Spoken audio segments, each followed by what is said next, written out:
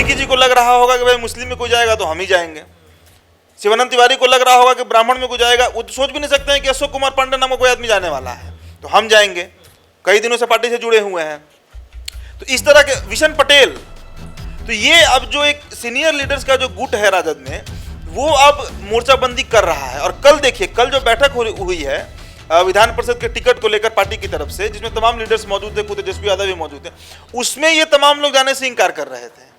लेकिन अभी लालू जी चूंकि पटना में है, इसलिए ये लोग गए हैं। बहुत जल्द ये लोग लालू प्रसाद यादव से मिलेंगे, जो सीनियर लीडर्स हैं, और तेजस्वी यादव लगातार जो ए टू जेड की बात कर रहे हैं, और उस ए टू जेड में सेट भी कर ही रहे हैं। भाई पंडित जी को भी टिकट दे ही दिए, एक दलित को टिकट दिए, एक मुस्लिम को टिकट दिए, लेकिन सीनियर लीडर्स को दरकिनार करके बिहार की आम जनता क्या जानती है मुन्नी रजक को, बिहार की आम जनता क्या जानती है अशोक कुमार पांडे को। कारी सोहेब ही नेता रहे हैं, लेकिन कितने लोग उनको जानते हैं। एक बार आप अचानक से फैमिली एंड फाइनेंस के थ्योरी पर काम करते हैं, और एक बार अचानक से आप ऐसे व्यक्ति को टिकट दे दें जिसको कोई जानता ही नहीं है। तमाम जो सीनियर लीडर्स हैं, इनसे राय परामर्श भी नहीं किया गया कि आखिरकार टिकट देना किसको है, क्या फॉर्मेलिटी होगा। तो देखिए, हम ये तो नहीं कह सकते हैं कि पार्टी में टूट होगी या नहीं होगी, ये बहुत आगे की बात हो जाएगी। लेकिन इतना पक्का है कि अंदर में विरोधाभास जो है वो अब देखने को मिलेगा। ए टू जेड बनाने के चक्कर में आप अपने ही गठबंधन, आपके जो घटक दल हैं, उनसे आप बिगाड़े जा रहे हैं। नमस्कार, आप देख रहे हैं NBC 24, मैं आपके साथ रत्नेश पांडे। देखिए, चर्चा में आज एक बार फिर से हम जुड़ चुके हैं। मुद्दा है, बिहार में 20 जून को MLC का चुनाव होना है। 7 सीटों पर बिहार में चुनाव होने हैं, जिसमें 3 महागठबंधन के पास है और 4 NDA के पास है। कल राजद ने सबसे पहले अपने प्रत्याशियों के नाम जो है वो घोषित कर दिए, तीनों RJD से ही हैं। इसी के लिए हम चर्चा करने के लिए बैठे हुए हैं। कल RJD ने अपने प्रत्याशियों के नाम घोषित किए हैं, बिना किसी से राय मशवरा किए हुए। महागठबंधन की पार्टी है, क्या कहेंगे? राय मशवरा हुआ होगा, पर राजद के अंदर ही हुआ होगा, कांग्रेस और माले से कोई बातचीत नहीं हुई होगी। लेकिन जो 3 नाम कल घोषित किए गए, उन पर हम चर्चा कर लेते हैं। देखिए, 3 नाम जिसमें सबसे ज़्यादा हाईलाइट जो नाम हो रहा है बिहार में, हाईलाइट का मतलब जो नाम सोशल मीडिया पर सबसे ज़्यादा चल रहा है, जिनका फोटो सबसे ज़्यादा पोस्ट किया जा रहा है, बधाई दी जा रही है, वो मुन्नी रजक के हैं। और भी 2 लोग हैं, अशोक कुमार पांडे हैं, रोहतास के दिनारा से आते हैं, कारी सोहेब हैं, 2 बार युवा राजद के प्रदेश अध्यक्ष रह चुके हैं, और तीसरी बार भी उनको युवा राजद का प्रदेश अध्यक्ष तेजस्वी यादव ने बनाया। लेकिन इन 2 नामों से ज्यादा चर्चा में मुन्नी रजक है। कारण है कि मुन्नी रजक वो महिला है जो रेलवे स्टेशन के नीचे कपड़ा को इस्त्री करती हैं, मतलब प्रेस करती हैं, धोबी बिरादरी से आती हैं और अनुसूचित जाति से हैं। और अचानक से, और सबसे बड़ी चौंकाने वाली बात, जो कल उनका वीडियो हमने देखा, कि उनके पास अपना सेलफोन भी नहीं है। मतलब उनको MLC का टिकट मिला, इसकी जानकारी उनका बेटा उनको जाकर देता है कि आपको MLC का टिकट मिल गया, क्योंकि उनका जो लड़का है उसके पास फोन है और पार्टी की तरफ से फोन उसको जाता है। तो ये एक अच्छी बात है, एक अच्छा मैसेज है कि भाई राजद का एक साधारण सा कार्यकर्ता को भी टिकट दिया जा रहा है। मुझे याद है कि 10 सर्कुलर आवास पर जिस दिन CBI की छापेमारी हुई थी, अभी जो पिछली छापेमारी हुई थी, उस दिन भी मुन्नी रजक जो है वो खूब प्रदर्शन कर रही थी, खूब बोल रही थी, खूब CBI के खिलाफ नारे लगा रही थी, नरेंद्र मोदी के खिलाफ नारे लगा रही थी। और एक बार मेरी मुलाकात उनसे हुई है पार्टी दफ्तर में। जितना मैं उनको समझता हूं, वो मतलब आप कह सकते हैं हार्डकोर अंबेडकरवादी नीति की महिला है। वो कहती हैं, मुझे मगही भाषा में बोल रही हैं, बताई थी उन्होंने, कि अंबेडकर साहब का ही दिया हुआ है कि आज हम बोल ले रहे हैं। और उस अंबेडकर साहब के दिए हुए चीज़ों को लालू जी ने जमीन पर उतारा कि आज मेरी तरह एक धोबी समाज की महिला भी किसी राजनीतिक पार्टी के कार्यालय में बैठ रही है और कुछ बोल ले रही है। तो बधाई है उनको, और जो भी फैसला लिया गया है सही लिया गया है, और यह गलत लिया गया है, इस पर चर्चा हम करेंगे। देखिए, पार्टी में जिस तरह का रिएक्शन अभी आ रहा है, अभी मेरी एक अब लीडर ही कह सकते हैं उनको, राजद की, उनसे बात हो रही थी, तो उन्होंने बताया कि जो सीनियर लीडर है राजद में, मतलब जो सीनियर लीडर हैं, अब सीनियर लीडर कौन होंगे? शिवानंद तिवारी हैं, शुरू से जुड़े हुए हैं लालू जी से, अब्दुल बारिश सिद्दीकी हैं, मिथिलांचल में मुस्लिम का बड़ा चेहरा है मुसलमानों के, उसके बाद रामचंद्र पूर्वे हुए, पूर्व राष्ट्रीय प्रदेश अध्यक्ष रह चुके हैं राजद के। तो ये जो तमाम लोग हैं, ये फिलहाल, और उससे भी बड़ा एक और नाम है श्याम रजक, जदयू में मंत्री का पद छोड़कर राजद ज्वाइन किए थे, कुछ उम्मीद लेके ही न गए होंगे। तो श्याम रजक भी काफी खफा हैं, और साथ में जो 3-4 नाम मैंने और लिया, ये लोग भी राजद से भी काफी खफा हैं। और देखिए, सबसे ज्यादा चौंकाने वाला बात जो है कि ये डिसीजन तब लिया गया है जब लालू प्रसाद यादव पटना में मौजूद हैं। इसका मतलब कि तेजस्वी यादव का ये डिसीजन अकेले नहीं होगा, हो सकता है कि तेजस्वी यादव का डिसीजन होगा, लेकिन लालू के पास वो फाइल पहुंचा तो होगा।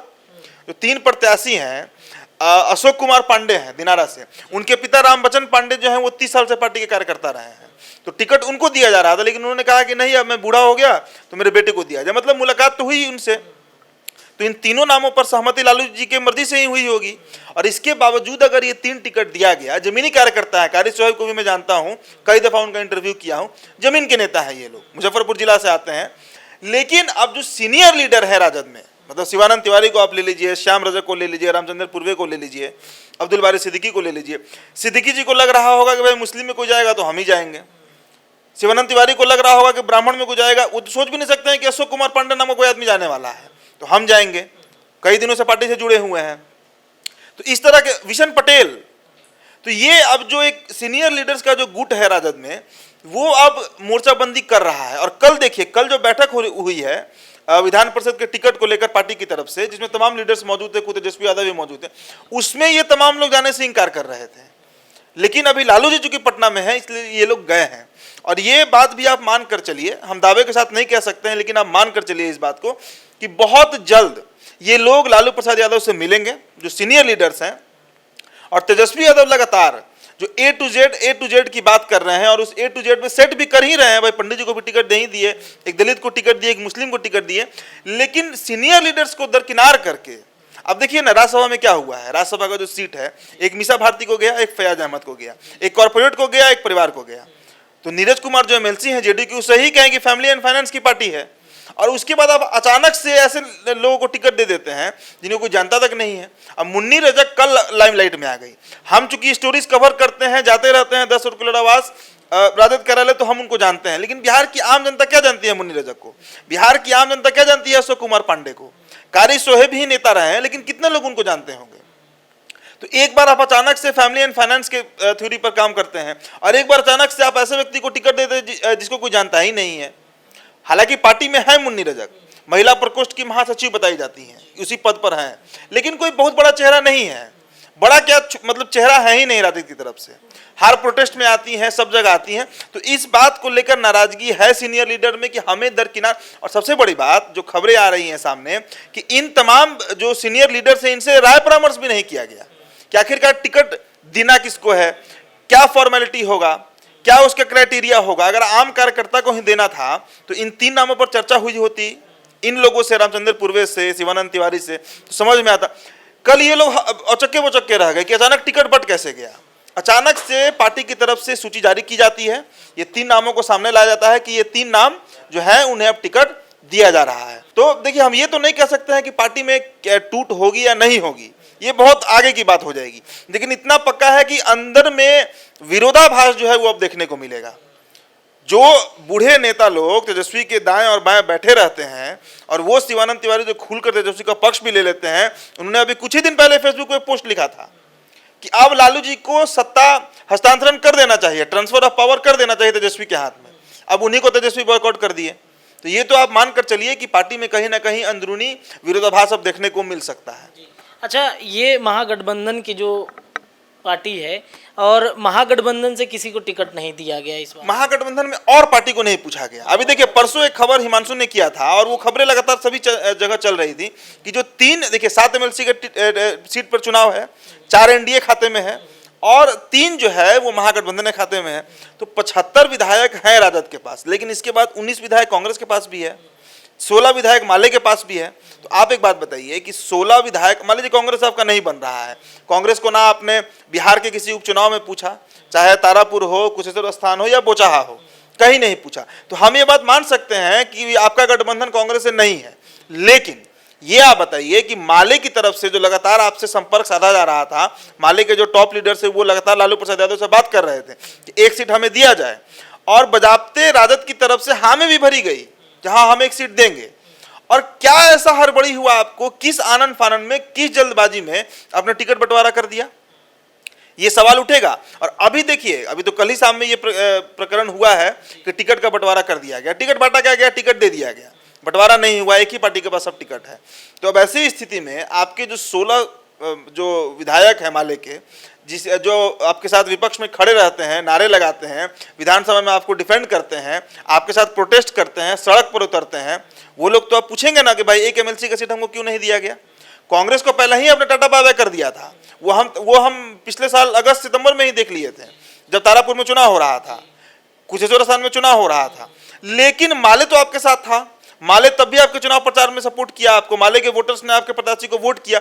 बुचहा में जो जीत हुई है, अगर 2000 वोट ही मान लीजिए माले के समर्थक लोग दिए होंगे, तो 2000 वोट मिला ना तेजस्वी के प्रत्याशी को, अमर पासवान को।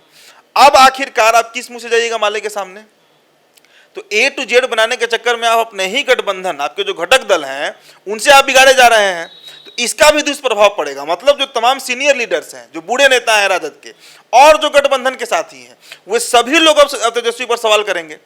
और तेजस्वी पर सवाल से पहले अब सवाल उठेगा लालू प्रसाद यादव के ऊपर, क्योंकि वो खुद फिजिकली दैहिक रूप से पटना में मौजूद हैं। तो ये एक बड़ा खेल किया गया, किस कारण किया गया नहीं पता है, किस हड़बड़ाहट में टिकट दिया गया नहीं पता, क्या ऐसी जल्दबाजी हो गई? भाई 20 जून को चुनाव है, अभी तो 10 तारीख को राज्यसभा का वोटिंग होना है, नामांकन की प्रक्रिया कल खत्म हुई है राज्यसभा की, अभी तो उसका नामांकन शुरू होगा शायद 2 जुलाई से, शायद उसका नामांकन 4 जुलाई से है उसका नामांकन का प्रक्रिया। और अभी आप हड़बड़ाहट में 1 महीना पहले, 1 महीना भी से भी पहले, आप 40 दिन पहले टिकट दे दे रहे हैं। क्या लालू यादव जी का ये फैसला था क्या? देखिए, लालू यादव का फैसला था या नहीं ये सवाल नहीं है, उनका फैसला होना ही है। इसमें ये मानकर चले कि लालू प्रसाद यादव के बिना हामी के ये नहीं हो सकता है। और अगर तब भी हो गया है तो आप ये समझ लीजिए कि लालू प्रसाद यादव अब राजद में 0 हो चुके हैं, बस राष्ट्रीय अध्यक्ष के पद पर बैठे हुए। लेकिन हम कैसे मान लें इस बात को? शरद यादव के पैरोकार रहे तेजस्वी यादव राज्यसभा का टिकट के लिए, लालू यादव ने काट दिया।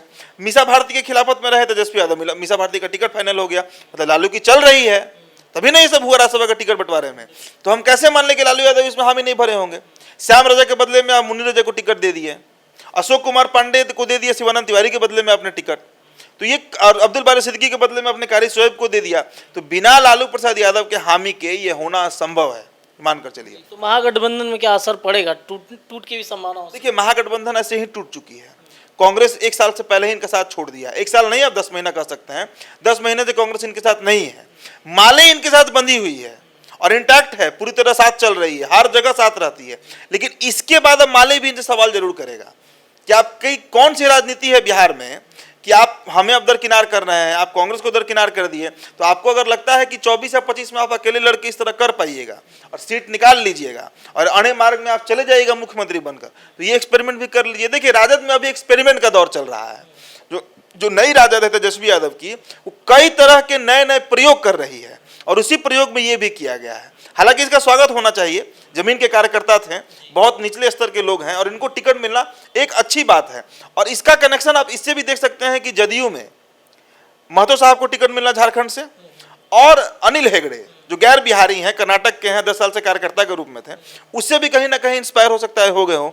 या बार बार जो आरोप लग रहा था तेजस्वी के ऊपर की फैमिली एंड फाइनेंस की पार्टी है, फैमिली एंड फाइनेंस की, उस मिथ को भी तोड़ना चाह रहे हो। तो कई तरह की बात है, इसका आगामी प्रभाव क्या होगा राजद पर, महागठबंधन पर और बिहार की राजनीति पर, ही अगले कुछ सप्ताह महीनों में पता चल जाएगा। चलिए, तो अगले कुछ सप्ताह में महीनों में पता चलेगा कि जिस तरीके से राजद ने एमएलसी के चुनाव के लिए जो अपने कैंडिडेट्स उतारे हैं, क्या कुछ परिणाम होगा।